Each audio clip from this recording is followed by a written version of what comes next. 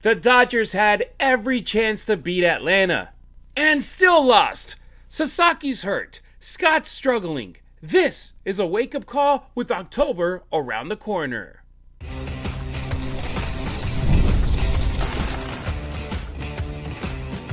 You are Locked On Dodgers, your daily Los Angeles Dodgers podcast. Part of the Locked On Podcast Network, your team every day.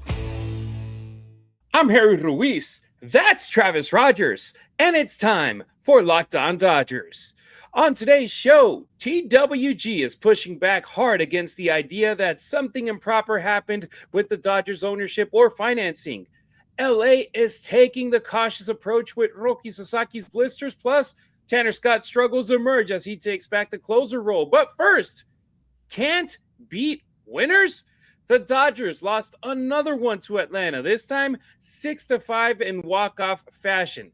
That's now their 13th loss in their last 15 games against teams with a record over 500 since July 31st. Travis, this one was especially frustrating because it wasn't a game where the Dodgers simply got dominated. They had opportunities, and a lot of them. Yeah, they left a million guys on base last night. I thought it was a really disappointing loss for the team because they had the lead on a couple of different occasions. They weren't able to hold the lead. They had lots of runners on base. They had back-to-back innings with the bases loaded where they did not capitalize as much as they should have. They had a bases loaded, nobody out situation where I know they got a couple of runs, but they really did not take advantage of it. Those two runs were kind of gifted to them with some walks along the way. A really disappointing night, I think. I thought that the team had an opportunity to kind of settle in, win a game against a very good team in their ballpark, kind of go into today's game with Yamamoto on the mound against Chris Sale with an opportunity to win the series, kind of put Atlanta fully in the rearview mirror as far as the race for that number 2 spot in the National League goes, and none of that happened. Now you've got a bullpen problem, and Tanner Scott is had back-to-back games where he has not been able to close the show. You got a problem in your bullpen getting there. You've got a Sasaki injury, which I know we're going to talk about coming up in a little bit. But for me, more than anything else, this was a failure of offense. This was a failure of situational hitting. And it's happening over and over again. And the struggles against good teams, and the numbers that you just laid out, Harry, I think are really good ones over the course of the last couple of months. It's all season long. They don't have a winning record against teams with winning records. And last time I checked, you're going to play a team with a winning record in the postseason. So this is something. I really thought that yesterday's loss was a disappointing one of the more disappointing ones I've seen along the course of the season. And I get it, 1 out of 162 and all that, but this was one of those losses like, man, that really stinks because they had ample opportunity to win that game and they couldn't do it. And in this game, Roki Sasaki had to be pulled 3 1/3 innings into this game because of a blister issue that we'll dive into here very, very soon. But that left the bullpen having to get taxed in this game against Atlanta after having to get through 4 innings the night before kicking off this 6-game road trip between Atlanta and Detroit. Not ideal for the guys coming out of the pen. So Edgardo Henriquez, Eric Lauer, Evan Phillips, Brock Stewart, and Tanner Scott, they had to combine to pitch over 5 innings for the Dodgers in this one. And overall, Travis, I feel that they did a good job until you get to Tanner Scott. That, again, another situation where he gets left hanging in back-to-back days. But Enriquez, Lauer, Phillips, Stewart, they left the game in a tight situation where also you go to that 4th inning. Teoscar Hernandez was back in the lineup. He's going to be in the lineup for 5 days in a row. You're up by a run. 2 runners on base, a fly ball literally hits you on the glove and you're not able to bring it in. It's the Teoscar Hernandez experience out in the outfield. And once again, we're both huge fans of his, but he's a huge minus for the team when it comes to the outfield. And somebody in the comments section yesterday had posted, I'd rather have Teoscar in there than Kyle Tucker. In the outfield, Tucker has made some bad mistakes, but it doesn't feel like every time that the ball is hit to right field, you're like, oh boy, something's going to happen like it does with Teoscar, who later in the game had a great catch, but it's more like a sub 500 percentage, if you want to put it like that, when it comes to difficult balls hit his way. Yeah. Look, Teoscar's not a good outfielder. I think we know this. And it's just, you kind of, you kind of live with what you get with him out there. That play in the corner was a bad play. It's a play that needs to be made. It's a play that if he catches it, the runner from third comes in, but the runner from second certainly does not. And who knows what happens from out there. The good news about Teoscar Hernandez, I think, is that every time he really makes a play out in the outfield, it makes you go, my goodness, that was horrible. It feels like he kind of snaps back in and goes into the, all right, let me make that up. And I thought that he did. He made another very good defensive play later in the game. He got on base after later in the game. So I do think that it kind of, I don't know if it's refocusing or whatever it is, but I believe that the mistakes that Teo makes, and he makes plenty of them, kind of refocus him, and he comes back in. So I think that's just kind of the way it goes. I know that I was listening to the game last night with Steven Nelson, who, by the way, is terrific with Rick Monday, but was listening to him, and he said that he's spoken with Dave Roberts a number of times, and one of the things that Dave has talked about with regards to Teoscar and those type of mistakes that he makes is that he really doesn't sweat the small stuff. And not that that was a small thing, but that he's able to kind of turn the page very quickly and get right back into the game and help provide a little spark in different ways. And I think that he did. Kind of going to the comment that you mentioned from one of our listeners, I tend to agree with the listener that Tucker does not do that. Tucker has, he's just been horrible in this series, just horrible all over again. In particular, offensively, he's virtually an automatic out when he's coming up to bat. I really do think we're getting it. I was hopeful again that series against Pittsburgh that maybe he had started to come out a little bit. Doesn't really look like he did. It's almost September. He really hasn't had anything resembling a hot streak all season long. I do think you need to think about what you might do in right field, especially when Pages comes back. You get a little more flexibility. But look, they're playing bad baseball against good teams. This was a mistake. I guess if you're looking for a silver lining, Harry, it's that they've lost by 1 run 2 nights in a row without playing particularly well. But at some point, you're going to have to play well. And at some point, you're going to have to play well to beat a good team like the Atlanta Braves. And they just didn't do it last night. And the bullpen was interesting. The bullpen wiggled off the hook a couple of times, but they walked 4 guys in 5 innings. That's never going to work. It's just not. I know that Eric Lauer got off the hook. Brock Stewart got off the hook. And they were kind of able to navigate some tricky spots. But when you're issuing a free base runner almost every inning, you're going to give up runs. It's inevitable that the hitters in the major leagues are far too good where if you're spotting them a runner every inning, they're going to get that guy in just enough to make it problematic. And I think that's what happened. Scott is in a scuffle mode right now. He's not able to put guys away. He's not nearly as effective as he was. They've got some issues right now, and I think the Braves are really exposing them. The Rockies, the Royals, the Pirates. It was nice to kind of get right back on your footing right there, but you're not going to play those teams in a month. You're going to play teams like this in a month, and they need to play much, much better. Before going back to Kyle Tucker, just that 8th inning, a miraculous double play to end the inning without getting any runs across by Brock Stewart. We were having dinner watching the game, and I was like, no way that just happened. Ball gets over to Mookie Betts, who can't control it. It lands literally at second base where Tommy Edman just picks it up, touches the base, throws it at first. I'm like, what the hell did I just watch? This is literally the baseball gods telling the Dodgers, here, win this game.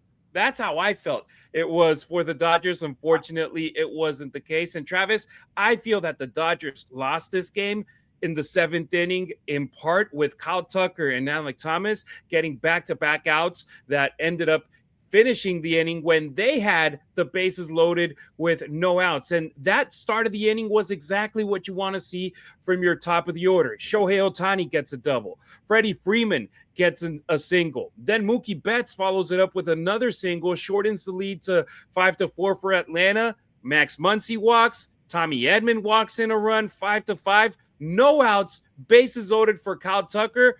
4 strikes or 4 pitches in. Lines out to left field, not deep enough for Mookie Betts to get home. Travis, that's a point where it's like you just have to give this team a productive out, and Kyle Tucker wasn't able to do it in this huge situation in this inning. And then Alek Thomas' first pitch, double play. That was just terrible situational at-bats for these two guys. Yeah, it was. And it's the second night in a row they've had terrible situational at-bats. They weren't able to get Ohtani in the ninth inning with nobody out from third base. And then, like you just laid out, that sequence that where they loaded the big. Because here's the thing, Harry. You had back-to-back guys that are really trustworthy made guys in this lineup. Muncy and Edman are both like, we're not going to expand the zone. You're going to have to throw us a good pitch. They both drew walks. And it's like, okay, the classic pass the baton. I don't have to be the hero. I'm going to make the pitcher come to me. And if he doesn't do it, I'm willing to take my base. And both of those guys did it. Tucker got in a hole early. He had to swing the bat, didn't get the ball deep enough. And then Thomas hacking early in the count. It's like, what are we doing? This guy just came in the game. He walked the first guy he faced. Like, make him come to you. And they didn't do it. And I think that maybe the fact that he's a new guy, maybe the fact that he's trying to press a little bit, and maybe he just kind of lost his way a little bit in that situation. I thought that was very, very disappointing. I agree with you. I thought that was a turning point in the game because a hit there or even just another walk there gets that merry-go-round spinning and at least one more run, if not two more, or who knows how many more runs come in. And at that point, the game changes in a very different way. I also like what you brought up about that very lucky, weird play where Mookie kind of got screened. The ball hits it off his glove in a weird way, goes right to Edman.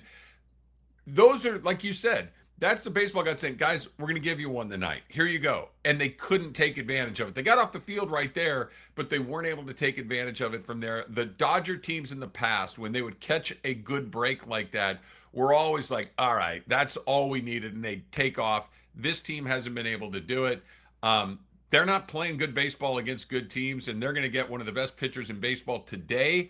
And this is kind of a must-win. I know they don't have to win, but you don't want to walk out in Atlanta having lost 3 games in a row the way that they have lost the first 2. Those are games they both could have won easily, and instead they're going in there having to beat a guy that's one of the best going in a very long time to avoid getting swept. It's been a rough series for them.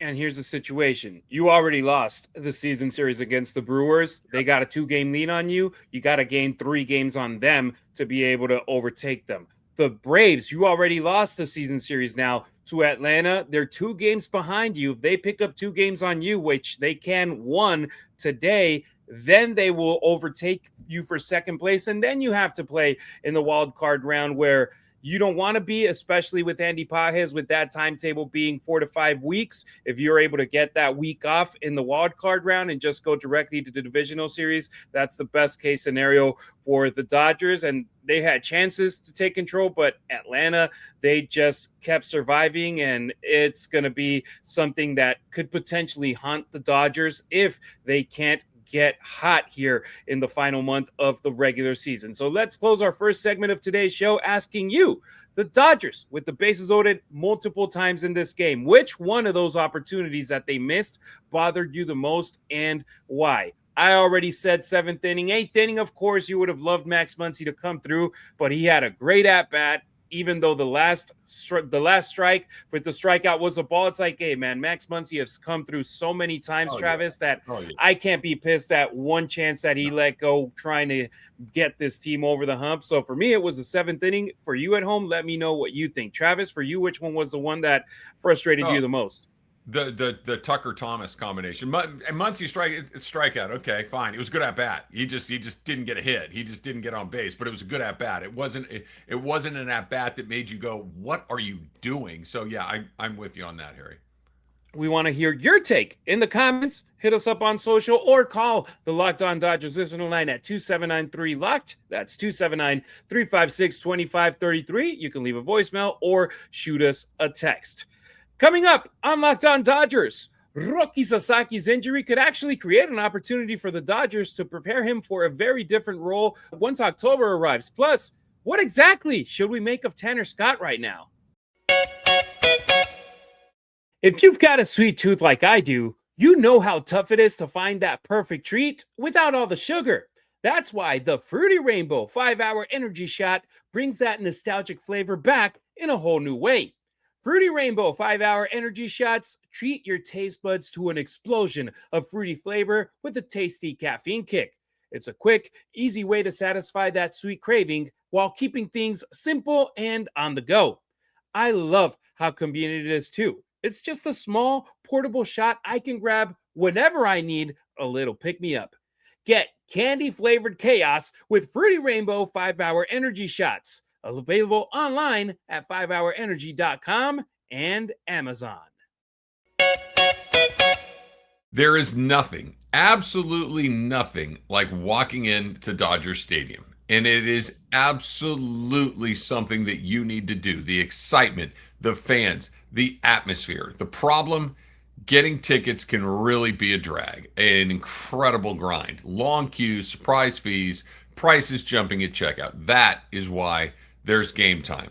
The Game Time app gives fans the advantage with constant innovation. It's how you unlock amazing tickets and experiences in just a few taps. Super easy to use. The Game Time guarantee means that you get 100% authentic tickets delivered on time at the best price. And here's the best part.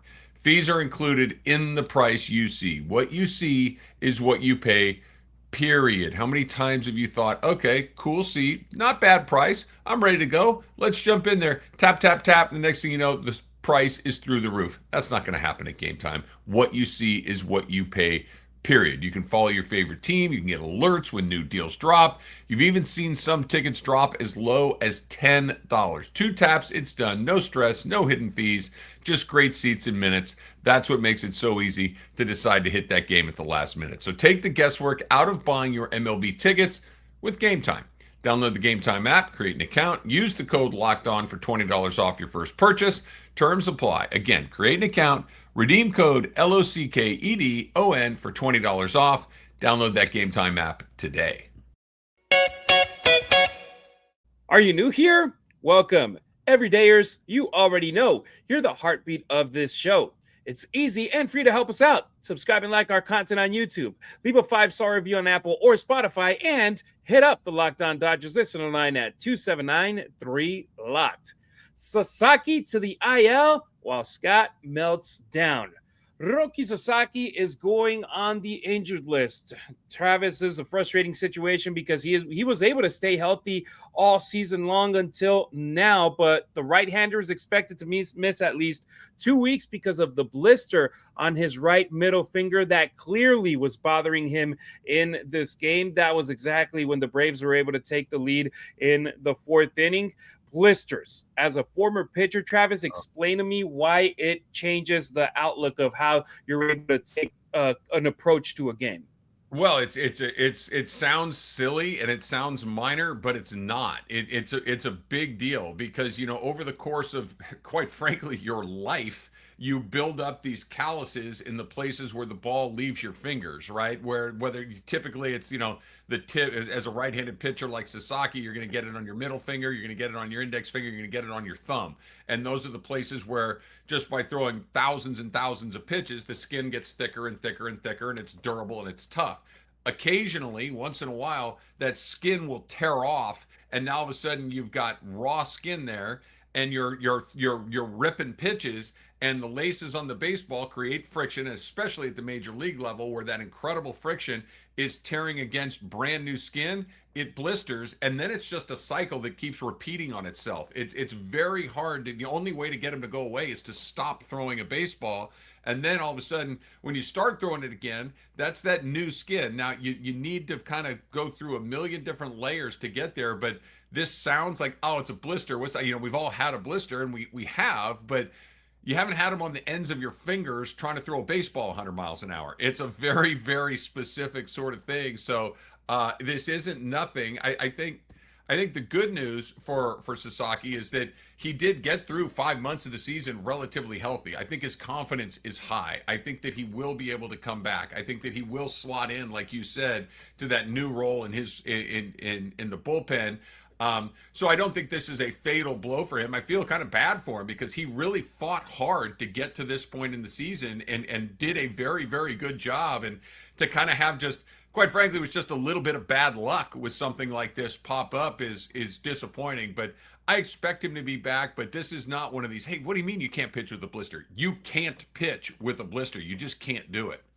Yeah, and I can imagine how frustrating it is for him, Travis, especially with the way that he has pitched since the All-Star break, where he's had a a 2.3 ERA across those starts since the midseason classic. So this right here is the worst moment for it to happen for him. But let's look at it with the glass half full. Eventually, Sasaki was going to be sent to the bullpen, and this right here is just like the placeholder before he goes to the bullpen. A couple of weeks of the workload being different to what he has been able to go through at the beginning of the season. And let's remember, last year it was start with the big league club, go to the minor leagues, come back, be sent back down, come back as a closer. Right now, second year in a row that Yoshinobu Yamamoto is in line to be the only Dodgers pitcher in the rotation to go the entire season without missing a start, because Roki was the other one, and now he will be out for at least 2 weeks. But now the role is going to be more than clear. When he comes back, he's going to go to the bullpen, potentially even as the closer for this team for the second year in a row in September and October, because Tanner Scott, Travis, since Edwin Diaz went back on the IL, 5 appearances in relief roles for him. In 3 of those, he has allowed multiple hits. In 3 of those, he has allowed runs. It feels like when it's his responsibility and he doesn't have that chance where it's like, okay, who else is there?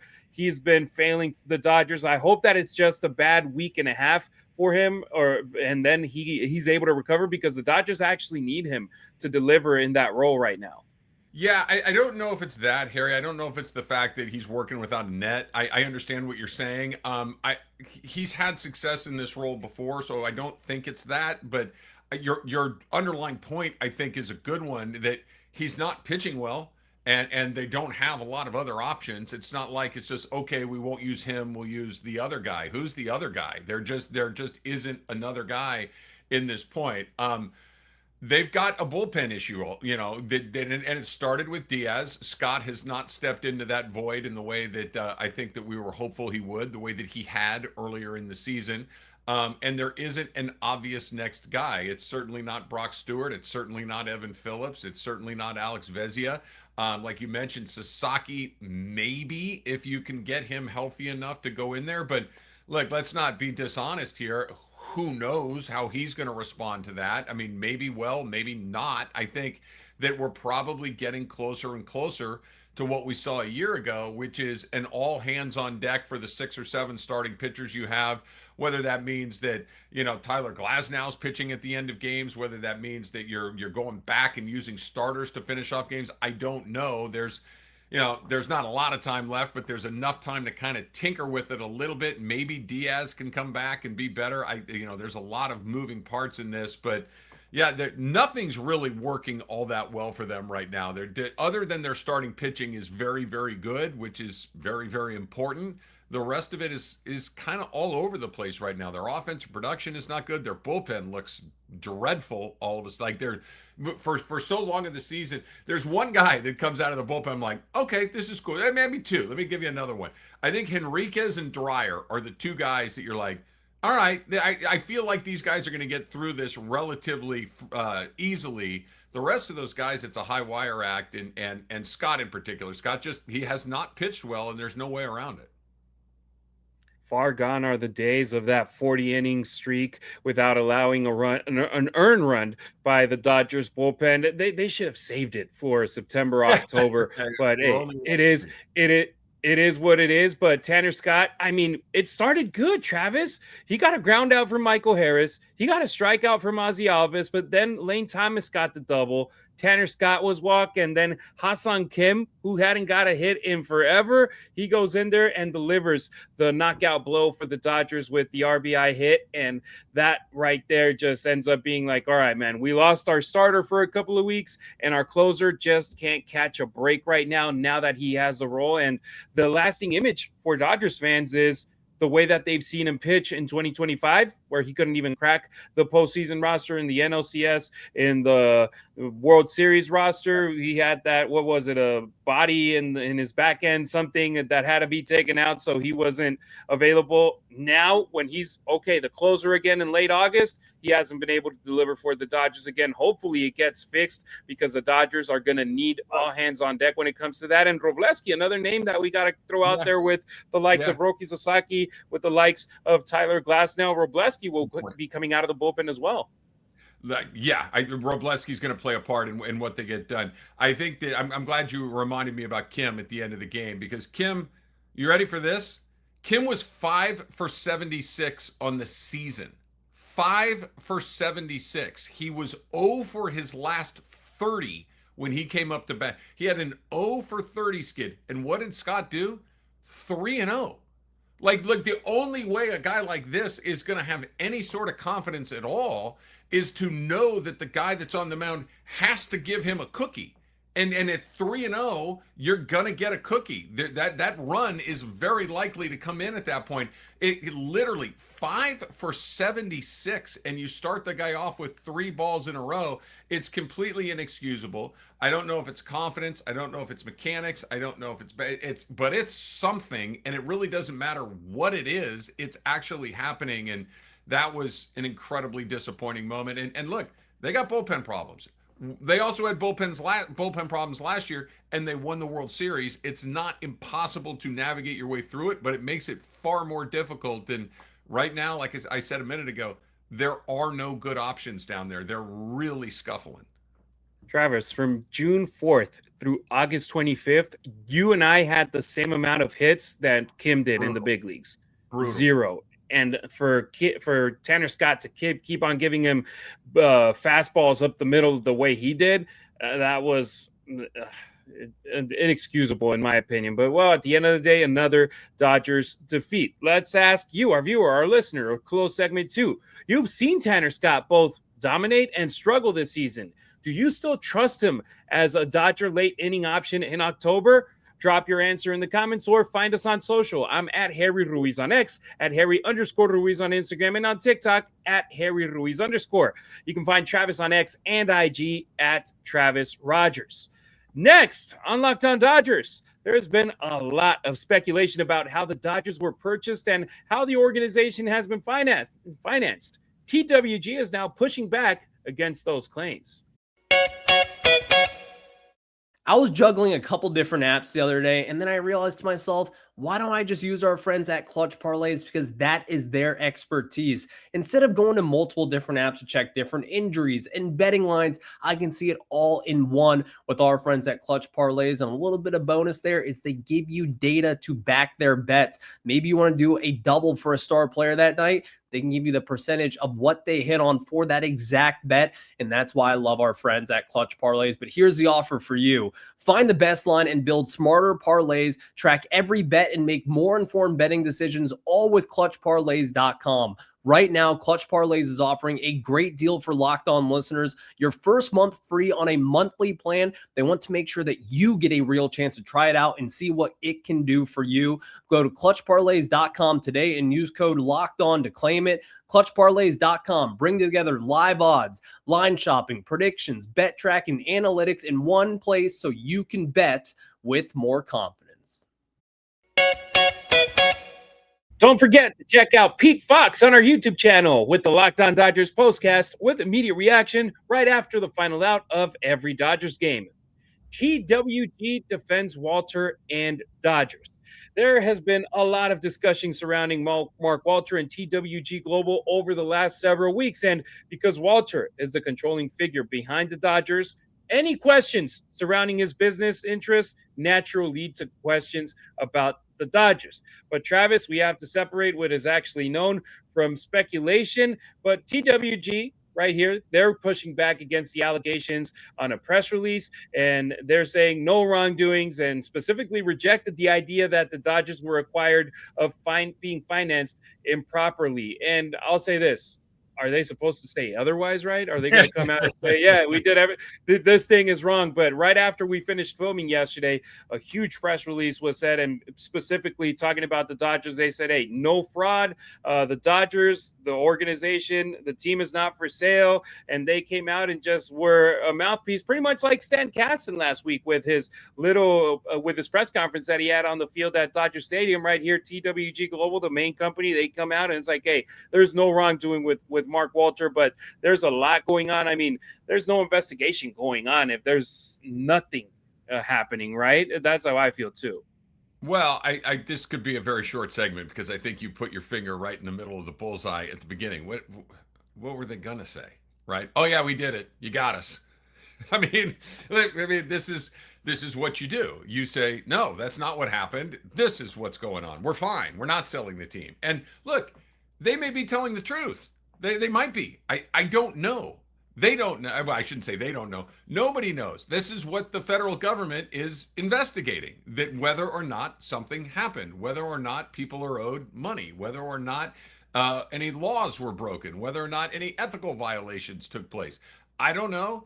We're going through it. Them saying it didn't happen doesn't mean it didn't happen. Us saying that we don't know is one thing. Other people saying, aha, I got you. That doesn't mean anything either. This thing has to run its course. I had Alden Gonzalez on my radio show yesterday, and we were talking about this, what we're talking about right now.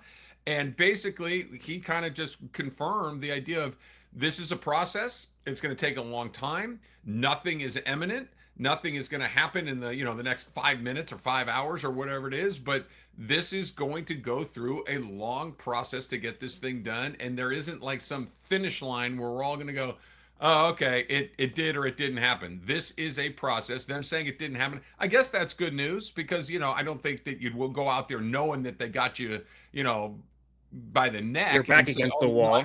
it never happened, but it also doesn't mean that nothing's going on. So I think this is another step in what is going to be a very long journey. It's a very complicated subject, and we'll see. That's what I keep coming back to. Like I'm kind of trying to shift back to the baseball part of it, because that's a part that I do understand. And the world of high finance and debt service and all of this other stuff is like, whoa, like I just don't know. I just know that, again, I'll end here, Harry, what I said the other day and what I'm still waiting for. People that do understand this stuff, nobody is saying, other than the people that are involved in it, no one is saying, yeah, this looks okay. No one's saying that. Everybody's saying, I don't know. I don't know. I need to look a little more. So we will see. Yeah, they went out there, and of course, the purchase of the Dodgers and the way that it was funded has been a big topic of conversation. They went out and defended the purchase, saying that the transaction went through the required process and that regulators found no irregularities requiring further action back then. And then there's the issue of how the Dodgers operate today. And they just said the amount spent on the roster is because the team is making the revenue that is giving them that possibility to invest that money, which is the big argument from the inside the Dodgers building. Is like, well, if you don't like the way we operate, we're spending the money that we're making out on the field, while there's other teams that rather be like, okay, how much money are we making? Let's spend half of that money on the roster, or less than half of that money on the roster, because we can all agree, Travis, this right now, the Dodgers organization, the way that they've been functioning, especially the last 3 years, including this one, since Shohei Ohtani arrived, has surpassed the way that the business of baseball had been operating in the past. Even those gargantuous Yankees teams and the popularity that they had in the 90s, the 2000s, they wish they could have the visibility that the Dodgers have right now worldwide, because of Shohei Ohtani, because of the figures that they have around him, and because of all the winning. That certainly helps a lot too. It does. Look, I think this is a classic example of two things can be true at the same time. They're taking money and spending it in the way that, as Dodger fans, we like. They're buying good players. They're improving the ballpark experience. We like that. That's good. They're winning. All of those things. That's good. How they're able to do this, I think, is the question mark, right? That yes, Ohtani is a huge part of their revenue generation. Yes, Ohtani has unlocked a revenue stream that is maybe unprecedented in Major League Baseball. Good for them. Good for them that they were able to do it. Good that they put those finances, or at least a very generous portion of those finances, back on the field.